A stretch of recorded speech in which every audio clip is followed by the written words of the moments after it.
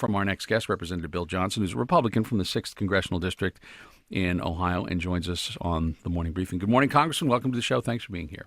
Good morning, Tim. Thanks for having me on. Good to be with you. Clearly, there were some people who were just confused. There were some people who were surprised. Was this just a misstatement by the president? Did you take it any other way than just than the words? How did you interpret what he said? Well, I think we can pretty much expect that the president of the United States, the American people expect them to be on their game all the time. I don't think this was a misstatement. I think it's a reflection, Tim, of just how disconnected and disassociated this president is with what's really going on with the American people. I mean, all you got to do is look at the 88.5 million people, Americans that have left the workforce and have stopped looking for a job. This president's policies have hurt America. They continue to make our economy worse, and he doesn't seem to get it. Now, in your state, I'm not sure how it is in your district, but your state has actually been doing better than the nation in unemployment, correct?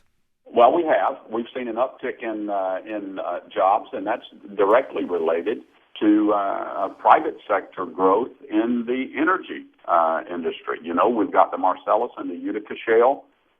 There has been a tremendous amount of investment by the oil and gas companies here along the Ohio River. So there is no doubt. There's reason to be hopeful. But remember, this uptick in jobs in Ohio is happening in spite of the president's policies, not because of them.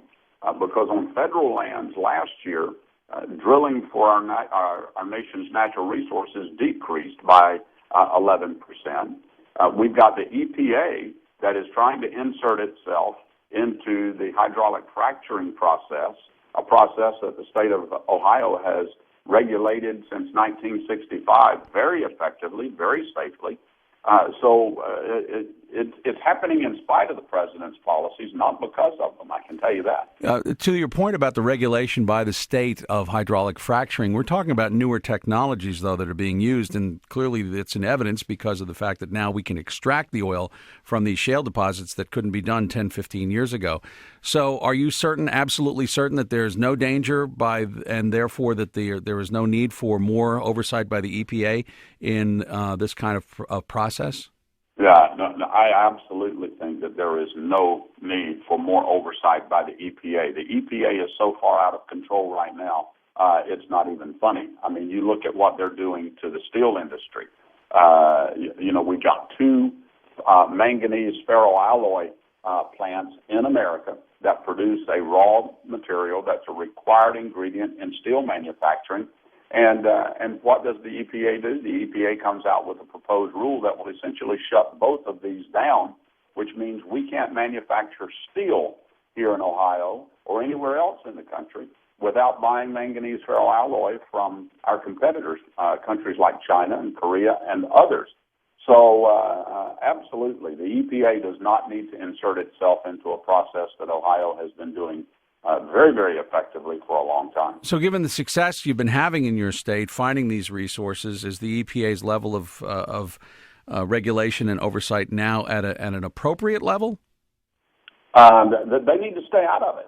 Well, I mean, in other words, where they are right now, in other words, that's okay, because, I mean, the state, as you said, has actually been able to increase its revenues and has been doing well as a result of this. Well, as it relates to hydraulic fracturing, if they stay where they are, we're probably okay. What we don't need is the EPA to come in and insert itself in this process because, we've been doing hydraulic fracturing now for over 60 years, over 1 million such operations, not once. And even the EPA administrator herself has acknowledged that we have not had an incident where hydraulic fracturing has contaminated the water table. But again, we are looking at some newer technologies now, right? I mean, this is not... Yep. We absolutely, yeah, we are, Tim. We are looking at some newer technologies, and I want to make something very clear. I'm not a no regulation person. Where public health and public safety and national security are concerned, I'm in favor of common sense, practical regulations that make sure that we meet the requirements of those three criteria. But right now today, regulations in this country cost our economy about $1.7 trillion per year. That comes out of our economy.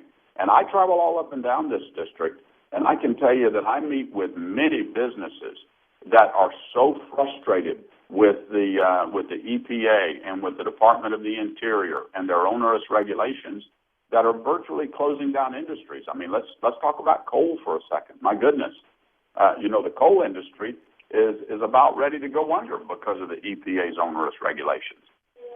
And the president said he was going to do that, and he has stayed firm on his word. Well, and that was part. I mean, your district at one time was big coal country, right?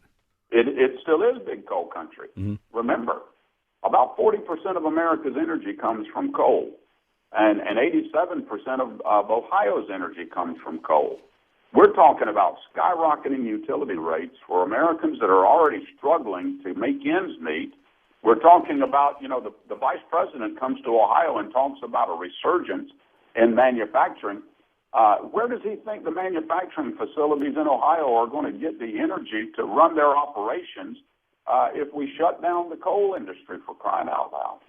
Speaking of which, before we go, and we're almost out of time, but I wanted to ask, we've seen gasoline prices drop about 16 cents a gallon in the past 3 weeks. They've been going down. What do you attribute that to? Well, it is certainly not attributable to policies coming out of the administration. The rejection of the Keystone XL pipeline. You're going to have fluctuations, and I think one thing that we're seeing is that our competitors are seeing that America means business. You're hearing more and more talk from national leaders and elected officials like myself and others of my colleagues in the Republican House talking about energy independence and security. We've got competitors that we buy our oil and our energy sources from. They don't want to see America start becoming energy independent and secure. And so I suspect what you're seeing is an awakening on the part of those that are providing us our energy and our oil. That hey, we better start playing in the game, or America's going to find a way to do it themselves. And they know we can solve our own problems. All right. I appreciate you spending time with us, Congressman Bill Johnson. Thanks for joining us on POTUS this morning. Tim, thanks so very much.